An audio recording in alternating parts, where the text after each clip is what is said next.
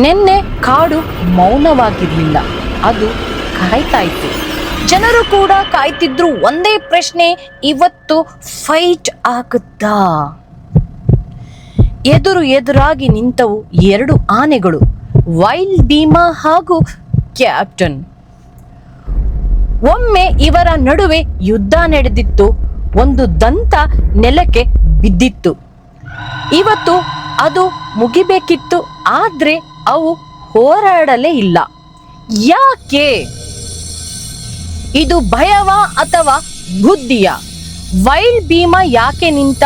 Captain ಯಾಕೆ ಮುಂದೆ ಬರಲಿಲ್ಲ?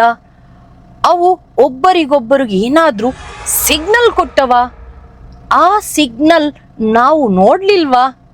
ಆನೆಗಳು ಮಾತಾಡೋದಿಲ್ಲ, ಆದ್ರೆ ಅವು ಕಮ್ಯುನಿಕೇಟ್ ಮಾಡುತ್ತವ? ಈ ಪ್ರಶ್ನೆ ಹಿಂದಿನ ಕತೆ. ಆನೆಗಳು ಮಾತಾಡೋದಿಲ್ಲ, ಆದ್ರೆ ಸಿಗ್ನಲ್ ಕೊಡುತ್ತವೆ. ಕಣ್ಣಿನಿಂದ, ಕಿವಿಗಳಿಂದ, ದೇಹದ ಚಾಲನೆಯಿಂದ, ನೆಲದ ಕಂಪನದಿಂದ. ವೈಲ್ಡ್ ಭೀಮಾ ಮುಂದೆ ಬಂದಾಗ ಅವನು ಕೂಗ್ಲಿಲ್ಲ, ಅವನು ಓಡ್ಲಿಲ್ಲ, ಅವನು ನಿಂತ. ಅದು ಸಿಗ್ನಲ್ಲ? ನಾನು ಫೈಟ್ ಮಾಡೋದಿಲ್ಲ. ಕ್ಯಾಪ್ಟನ್ ಏನು ಮಾಡಿದ್ದ?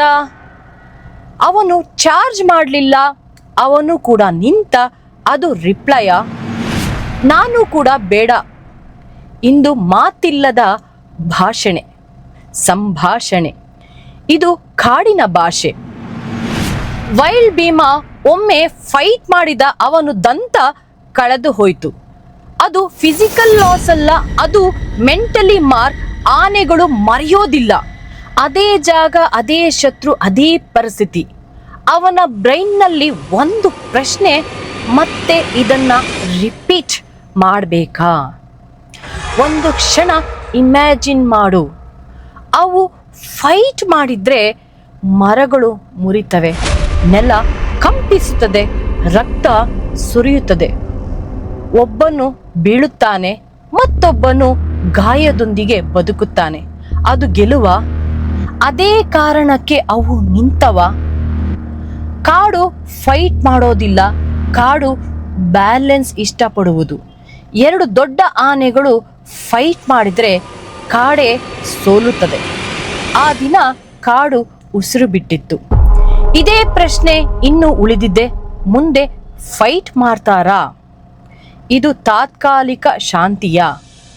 ಮುಂದೆ ಒಂದು ದಿನ ಈ ಜಾಗದಲ್ಲಿ ಯುದ್ಧ ಆಗುತ್ತಾ? ಅಥವಾ ಇವತ್ತು ತೆಗೆದುಕೊಂಡ ನಿರ್ಧಾರ ಜೀವನ ಪೂರ್ತಿ ಶಾಂತಿ ಕೊಡುತ್ತವ?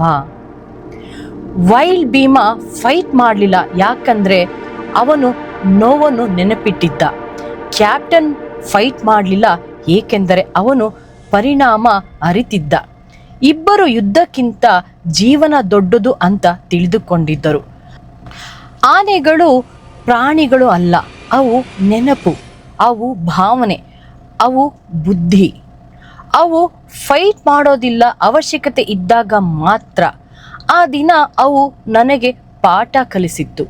ಶಕ್ತಿ ಎಂದರೆ ಹೊಡೆಯುವುದು ಅಲ್ಲ, ಶಕ್ತಿ ಎಂದರೆ ನಿಲ್ಲಿಸುವುದು. ನನಗೆ ಪ್ರಶ್ನೆ ಒಂದೇ, ನಾವು ಅವುಗಳಿಂದ ಕಲಿತೀವ ಅಥವಾ ಇನ್ನೂ ಹೋರಾಡ್ತೀವ? ಮತ್ತು ಮುಂದೆ ಅವು ಮತ್ತೆ ಭೇಟಿಯಾದಾಗ ಏನಾಗುತ್ತೆ? ಇದು ಕಾಡಿಗೆ ಗೊತ್ತು.